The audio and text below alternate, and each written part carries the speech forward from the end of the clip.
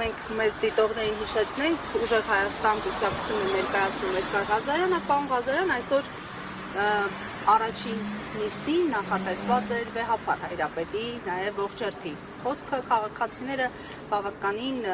մտահոգված, մի մասը զայրացած, մեկնաբանություններով է անդրադարձել համացանցում, հիշեցրել սահմանադրության մասին, օրենքների մասին։ Ըստ ձեզ, ինչու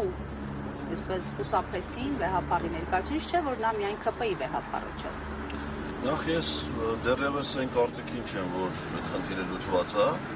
որովհետև նիստը մեկնարկել է ժամը 10-ին եւ ամենահայ կաթողիկոսը իրավունք ունի հանդես գալ բացման ելույթով եւ մենք որպես պատգամավորներ եւ մեր ողջ ժողովուրդը իրավունք ունենք վայելելու մեր սիրելի Վեհափար Հայրապետի ողջունի խոսքը եւ օրհնանքը։ Եվ ես սպասում եմ, որ ազգային ժողովի աշխատակազմը ապահովված կլինի Վեհափար Հայրապետի պատշաճ մասնակցությունը։ Քանի որ այս պահին ազգային ժողովը որևէ ղեկավար պաշտոնյա չունի, նիստի կազմակերպման պատասխանատվությունը կրում է ազգային ժողովի աշխատակազմը։ Եվ ես հույս ունեմ, որ աշխատակազմը պատշաճ քայլեր, միջոցներ ձեռնարկել է ազգային ժողովի կանոնակարգ սահմանադրական օրենքի պահանջներին համապատասխան նիստի ընթացքը ապահովելու համար։ Եթե նրանք ապահոված չլինեն, ապա դա արդեն դառնալու է նիստին նախագահող տարիքով ավագ պատգամավորի պատասխանատվության հարցը,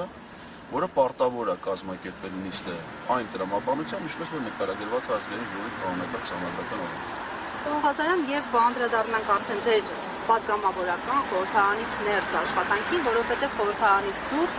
8 տարի եւ ավելի բավականին այսպես նկատելի արդյունավետ աշխատանք եք տարել քաղաքացիների հետ,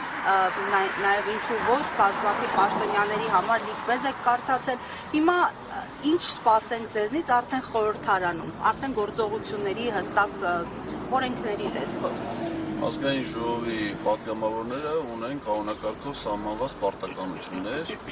եւ ես վստահեցնում եմ ձեզ, որ բարեխիղճ չեմ գտնվելու բոլոր այդ պարտականությունների կատարման հարցում։ Սա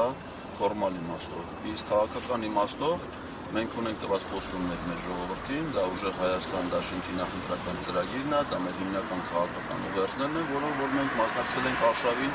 եւ մեր նպատակն է լինելու արդեն խմբով, մեր ամբողջ խմբակցությամբ իրագործել մեր արժեքված հիմնական խնդիրները, ես հուսով եմ, որ դա մեզ անպայման կհաջողի։ Հասկանալի է,